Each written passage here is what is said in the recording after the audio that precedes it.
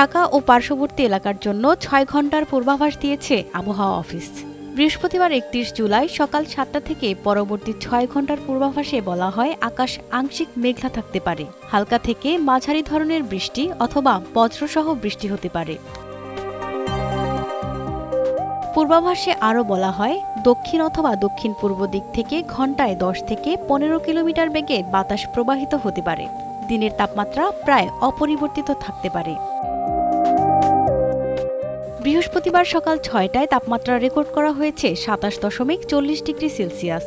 বাতাসের আর্দ্রতা ৮৮%। বুধবার ৩০ জুলাই সর্বোচ্চ তাপমাত্রা রেকর্ড করা হয়েছে ৩৩ ডিগ্রি সেলসিয়াস। আজকের সর্বনিম্ন তাপমাত্রা রেকর্ড করা হয়েছে ২৬.৮০ ডিগ্রি সেলসিয়াস। গত ২৪ ঘন্টায় বৃষ্টিপাত হয়েছে ১২ মিলিমিটার।